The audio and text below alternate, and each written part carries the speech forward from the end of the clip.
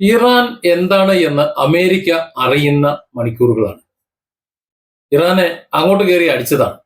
ഇത്രയും വലിയ ഒരു തിരിച്ചടി ഒരിക്കലും പ്രതീക്ഷിച്ചിട്ടില്ല.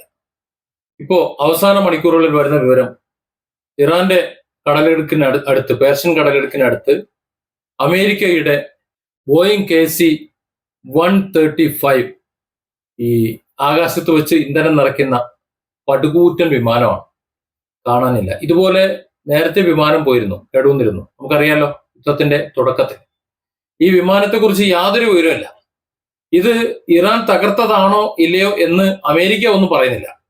ഇറാൻ ഒരു കാര്യം പറഞ്ഞിരുന്നു, ഞങ്ങളുടെ മത്സ്യബന്ധനത്തിന് പോയ ഇറാൻ പൗരന്മാർ 5 പേര് നിങ്ങൾ കൊലപ്പെടുത്തി, അതിന് തക്കതായ തിരിച്ചടി, ഭീകരമായ തിരിച്ചടി ഞങ്ങൾ തരും എന്ന് പറഞ്ഞ് മണിക്കൂറുകൾക്കകമാണ് ഇത് സംഭവിച്ചിട്ടുള്ളത്. ഇതിനുശേഷം അമേരിക്ക പേടിച്ച് യുദ്ധം അവസാനിപ്പിക്കുകയാണ്. അതായത് ഓപ്പറേഷൻ എപ്പിക് ഫ്യൂരി, ഇറാനെ തകർക്കാൻ വേണ്ടിയിട്ട് ഇസ്രായേലും അമേരിക്കയും കൂടി ചേർന്ന് നടത്തിയിരുന്ന കളി, അത് അവസാനിച്ചു. പിന്നെ പ്രോജക്ട് ഫ്രീഡം, ഹോർമൂസ് കടലിടുക്കിലൂടെ കപ്പലുകളെ അമേരിക്കയുടെ മേൽനോട്ടത്തിൽ അമേരിക്ക കൊണ്ടുപോകും എന്ന് പറഞ്ഞുകൊണ്ട് നടത്തിയിട്ടുള്ള ഹോർമൂസ് കടലിടുക്ക് പിടിച്ചെടുത്ത് എണ്ണ വ്യാപാരം മുഴുവൻ കൈക്കലാക്കാൻ നടത്തിയ ശ്രമം, ഇത് രണ്ടും അമേരിക്ക ഉപേക്ഷിക്കുന്നതായിട്ടാണ് വാർത്ത വരുന്നത്. ഇവിടെ കപ്പൽ ഉപരോധം തുടരും എന്ന് പറയുന്നെങ്കിലും അത് എങ്ങനെ ഉപരോധിക്കും എന്ന കാര്യത്തിൽ സംശയമാണ്. കാരണം ഇറാൻ വളരെ ശക്തമായ തിരിച്ചടിയാണ് അമേരിക്കൻ കപ്പലുകൾക്ക് നേരെ കൊടുത്തുകൊണ്ടിരിക്കുന്നത്. അമേരിക്കൻ കപ്പലുകൾ അവർ നങ്കൂരമിട്ട് നിൽക്കുന്ന സ്ഥലത്തു നിന്നും മാറിക്കൊണ്ടേയിരിക്കുകയാണ് ഇറാന്റെ രൂക്ഷമായ ആക്രമണ നിമിത്തം. തിരിച്ചടിക്കണമെന്നുണ്ടെങ്കിൽ വലിയ ചെലവാണ് അമേരിക്കയെ സംബന്ധിച്ചിടത്തോളം. കാര്യം ഇത്രയധികം യുദ്ധച്ചെലവ് ഉണ്ടായ മറ്റൊരു അവസരം ഈ സമീപകാലത്ത് അമേരിക്കയ്ക്കില്ല. ഇറാനെ സംബന്ധിച്ചിടത്തോളം ചെറിയ ചെറിയ ഡ്രോണുകൾ വെച്ചുകൊണ്ടാണ് ഇത്രയും വലിയ നാശനഷ്ടങ്ങൾ ഉണ്ടാക്കിക്കൊണ്ടിരിക്കുന്നത് എന്നതാണ് വസ്തുത. American state secretary Marco Ruby, അതുപോലെ പ്രസിഡന്റ് ഡൊണാൾഡ് ട്രംപ്, ഇവർ രണ്ടുപേരും കൂടെ ചേർന്നിട്ട് സംയുക്തമായി പറഞ്ഞാണ് ഇനി ഞങ്ങൾ ഇറാനെ അടിക്കാൻ ഇല്ല. പിന്നെ ഒരല്പം പെട്ടെന്ന് മാറാൻ പറ്റില്ലല്ലോ, അതുകൊണ്ട് നാവിക ഉപരോധം ഞങ്ങൾ തുടരും എന്ന് പറയുന്നെങ്കിലും വലിയ തിരിച്ചടിയാണ് ഇറാൻ കൊടുത്തുകൊണ്ടിരിക്കുന്നത് എന്നതുകൊണ്ട് അതും അധികം വൈകാതെ അവസാനിക്കാനാണ് സാധ്യത. അമേരിക്കയെ പോലെയുള്ള ഇത്തരം ഒരു വലിയ രാജ്യം ഇത്ര പെട്ടെന്ന് ഇറാനുമായിട്ടുള്ള യുദ്ധത്തിൽ നിന്ന് പിന്മാറാൻ എന്തായിരിക്കും കാരണം? അതായത് അമേരിക്കൻ യുദ്ധക്കപ്പലുകൾക്ക് നേരെ ഇറാൻ നിരന്തരം മിസൈൽ ആക്രമണം നടത്തിക്കൊണ്ടിരിക്കുകയാണ്.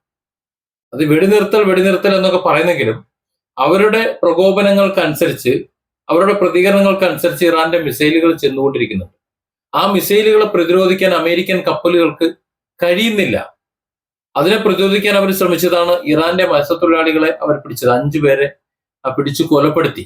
അതോടുകൂടി ഇറാൻ ആകെ ഹാലിളകി നിൽക്കുകയാണ്. അതായത് ഭയാനകമായ തിരിച്ചടി നൽകും, നിങ്ങൾക്ക് ഭീകരമായി നിങ്ങൾ സങ്കല്പിക്കാൻ കഴിയാത്ത രീതിയിലുള്ള തിരിച്ചടി നൽകും എന്ന് ഇറാൻ പറഞ്ഞതുകൊണ്ടാണ്. അത് പറഞ്ഞിട്ട് സമയം കഴിയുന്നതിന് മുമ്പാണ് ഈ വിമാനം കാണാതായിരിക്കുന്നത്. മിക്കവാറും ഇറാന്റെ പ്രദേശത്ത് വെച്ചുകൊണ്ട്, പേർഷ്യൻ എന്ന് പറയുമ്പോൾ ഇറാന്റെ പഴയ പേരാണ് പേർഷ്യ എന്ന് പറയുന്നത്.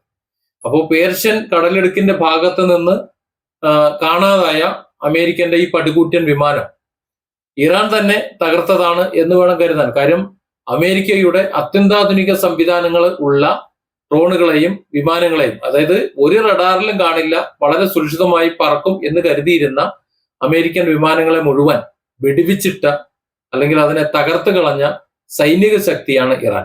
അതുകൊണ്ട് തന്നെ വലിയ സാമ്പത്തിക ബാധ്യതയാണ് അമേരിക്കയ്ക്ക് ഉണ്ടായിക്കൊണ്ടിരിക്കുന്നത്. അമേരിക്കയുടെ ഒരു പട്ടാളക്കാരൻ ഇറാന്റെ ഭൂപ്രദേശത്ത് വിട്ടുപോയ ഒരു അമേരിക്കൻ പൈലറ്റിനെ രക്ഷപ്പെടുത്താൻ പോയ 12 വിമാനങ്ങളാണ് ഇറാൻ തകർത്ത് കളഞ്ഞത്. അല്ലെങ്കിൽ ഇറാനും കൊണ്ടുവരാൻ കഴിയാത്ത വിധം ഇറാൻ കേടുവരുത്തിയത് കൊണ്ട് അമേരിക്ക തകർത്ത് കളഞ്ഞത്. അതൊരു വലിയ നഷ്ടമാണ്.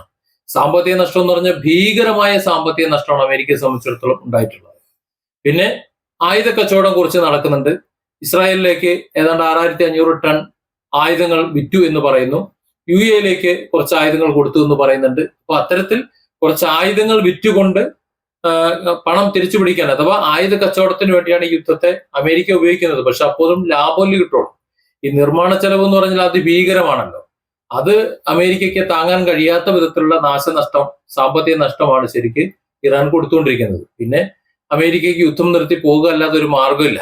ലോകരാജ്യങ്ങളിൽ വലിയ എതിർപ്പ് വരുന്നുണ്ട്. ഇപ്പോൾ കഴിഞ്ഞ ദിവസം ഇന്ത്യൻ കപ്പലിന് നേരെ, ഇന്ത്യക്കാർക്ക് നേരെ ഒക്കെ ഇറാൻ തിരിയുന്നത് കണ്ടു. ഇന്ത്യ വളരെ ശക്തമായാണ് പ്രതികരിച്ചത്. ആ പ്രതികരണത്തിൽ ഇന്ത്യ ഒരുപക്ഷെ ഇറാനെ സപ്പോർട്ട് ചെയ്ത് നിൽക്കുമ്പോഴും ഇറാനിൽ നിന്ന് എണ്ണ വാങ്ങുമ്പോഴും ഇന്ത്യയെ സംബന്ധിച്ചിടത്തോളം ആരാണ് മറുവശത്ത് എന്ന് നോക്കുന്നൊന്നുമില്ല. ഒരു 10-15 വർഷം മുമ്പ് ഇന്ത്യയുടെ ഒരു അവസ്ഥ എന്ന് പറഞ്ഞാൽ ഒരുപക്ഷെ അന്നൊക്കെ ഇന്ത്യക്ക് പുറത്ത് താമസിക്കുന്നവർ അല്ലെങ്കിൽ അന്ന് മുതൽ താമസിക്കുന്നവർക്കറിയാം എന്താണെന്നുള്ളത്. അന്ന് ഒരു വിലയില്ല. പുറത്തേക്ക് പോകുന്നവർക്ക് ഇന്ത്യക്കാരെന്ന് പറഞ്ഞാൽ പുറംകാലിനടിക്കുന്ന ഒരു വിലയായിരുന്നു എന്നുണ്ടെങ്കിൽ ഇന്ന് അങ്ങനെയല്ല. ഇന്ന് ഇന്ത്യക്കാരൻ എന്ന് പറഞ്ഞാൽ മറ്റുള്ളവർക്ക് മറ്റുള്ള നാട്ടിൽ വിലയുണ്ട്. അപ്പോൾ സ്വാഭാവികമായിട്ടും അത്തരത്തിലുള്ള ഒരു പവർഫുൾ ആയിട്ടുള്ള ഒരു രാജ്യമാണ് ഇന്ത്യ എന്നതുകൊണ്ട് ഇറാന്റെ മേൽ നോ എന്ന് പറഞ്ഞു കഴിഞ്ഞാൽ ഇറാൻ അനുസരിക്കാതിരിക്കാൻ പറ്റില്ല. അതുകൊണ്ട് ശക്തമായി ഇറാന്റെ മേൽ പറഞ്ഞിട്ടുള്ള ഇന്ത്യ ഗവൺമെന്റ് പറഞ്ഞിട്ടുള്ള കാര്യങ്ങൾ അത് അതേപടി അവിടെ നടപ്പിലാക്കുന്നുമുണ്ട്. അതുപോലെയല്ല അമേരിക്കയെ സംബന്ധിച്ചിടത്തോളം ഇറാനുമായി ഒരു തരത്തിലുള്ള കമ്മിറ്റ്മെന്റും ഇറാൻ കാണുന്നില്ല. അതുകൊണ്ട് തന്നെ യാതൊരു കണ്ണിച്ചോറ് പ്രതീക്ഷിക്കേണ്ടതില്ല. ആ വിധത്തിലുള്ള അടിയാണ് അടിച്ചുകൊണ്ടിരിക്കുന്നത്. അമേരിക്ക പറഞ്ഞിരുന്നത് ഇറാന് സാറ്റലൈറ്റ് സംവിധാനങ്ങളൊന്നും ഇല്ല എന്നാണ്. സത്യത്തിൽ അമേരിക്കൻ കപ്പലുകളെ അനങ്ങിക്കഴിഞ്ഞാൽ കണ്ടെത്താൻ കഴിയുന്ന അത്യന്താധുനിക സംവിധാനങ്ങളെല്ലാം ഇറാന് ഇന്നുണ്ട്. ഇപ്പൊ രക്ഷപ്പെടാൻ വേണ്ടിയിട്ട് ട്രംപ് പഴയതുപോലെ താളം കുലുക്കി ഇറങ്ങിയിട്ടുണ്ട്. അതായത് പാകിസ്ഥാൻ പറഞ്ഞു, ഇപ്പൊ പാകിസ്ഥാന്റെ പേരടിക്ക് കൊണ്ടുവച്ചേക്കാണ്. പാകിസ്ഥാൻ പറഞ്ഞു യുദ്ധം നിർത്തണം എന്ന് പാകിസ്ഥാൻ പറഞ്ഞതിന്റെ അടിസ്ഥാനത്തിൽ ഞങ്ങൾ നിർത്തിയതാണ് എന്ന്, അല്ലാതെ പേടിച്ച് നിർത്തിയെന്നല്ല. ഇപ്പൊ എന്റെ അവസാനം ഒരു ഫ്ലൈറ്റ് വീണപ്പോ ആകെ ഭ്രാന്ത് പിടിച്ചണക്കാണ് ട്രംപ് എന്ന് പറയുന്നത്. 2 മാസം കഴിയുന്നേ ഉള്ളൂ. ഈ 2 മാസം കൊണ്ട് അമേരിക്കൻ ചരിത്രത്തിൽ ഇതുവരെ ഉണ്ടാക്കാത്ത വിധമുള്ള സാമ്പത്തിക നഷ്ടമാണ് ട്രംപ് ഉണ്ടാക്കി വെച്ചേക്കുന്നത്. ഇറാനെ ആക്രമിക്കാനും ഹോർമൂസിലെ കപ്പലുകളെ പിടിച്ചടക്കാനും അല്ലെങ്കിൽ അവരെ നിയന്ത്രിക്കാനും ഒക്കെ കടലിൽ നങ്കൂരമിട്ടിരുന്ന കപ്പലുകളെ 300 നോട്ടിക്കൽ മൈൽ ഓടിച്ചു വിട്ടു ഇറാന്റെ മിസൈലുകളും ഇറാന്റെ ചെറിയ കൊതുക് ബോട്ടുകളും. അതായത് ഇത് വരുന്നത് കാണുമ്പോൾ പായണത് നമ്മൾ പറയില്ലേ, ശത്രുക്കൾ വരുമ്പോൾ നമ്മൾ എഴുന്നേറ്റ് പായുന്നു. ആ ഒരു അവസ്ഥയാണ്. അമേരിക്കയെ സംബന്ധിച്ചിടത്തോളം ഇറാന്റെ സർവ്വമേഖലയും ഇപ്പോ നശിപ്പിച്ചുകൊണ്ടിരിക്കുന്നു. അല്ലെങ്കിൽ അവരുടെ മത്സ്യത്തൊഴിലാളികളെ അവർ പിടിക്കുന്നു, കപ്പലുകളെ പിടിക്കുന്നു, ഉപരോധം തീർക്കുന്നു, ഇറാനിൽ നിന്ന് എണ്ണ കൊണ്ടുപോകുന്ന കപ്പലുകൾക്ക് നിയന്ത്രണം ഏർപ്പെടുത്തുന്നു. അപ്പോൾ സ്വാഭാവികമായിട്ടും ഇറാൻ തത്വദിശ ഒന്ന് വിചാരിക്കുന്നു കരുതേണ്ടതില്ല. തുടക്കത്തിലെ ഇറാൻ പറഞ്ഞതാണ് പൂർണ്ണമായും യുദ്ധം നിർത്തുക. പൂർണ്ണമായും നിർത്താനല്ല എന്നുണ്ടെങ്കിൽ ഈ പരിപാടി പറഞ്ഞുകൊണ്ട് ഞങ്ങളുടെ അടുത്തേക്ക് വരണ്ട, നിങ്ങൾ താൽക്കാലികമായി വെടിനിർത്തണ്ട, താൽക്കാലികമായി യുദ്ധം നിർത്തണ്ട, നിങ്ങൾ തുടർന്നോളൂ, നമുക്ക് ഇതങ്ങ് അവസാനിപ്പിക്കാം, ഏതെങ്കിലും ഒന്ന് തീർത്തങ്ങ് അവസാനിപ്പിക്കാം എന്നാണ് ഇറാൻ പറഞ്ഞുകൊണ്ടിരിക്കുന്നത്. അതുകൊണ്ടാണ് യാതൊരു തത്വദീക്ഷയും ഇല്ലാതെ ഗൾഫ് രാജ്യങ്ങളിലെ അമേരിക്കൻ ബേസുകളിലേക്കും അല്ലെങ്കിൽ അമേരിക്കയെ സപ്പോർട്ട് ചെയ്തുകൊണ്ടിരുന്ന രാജ്യങ്ങളിലേക്ക് ആക്രമിച്ചുകൊണ്ടിരിക്കുന്നത്.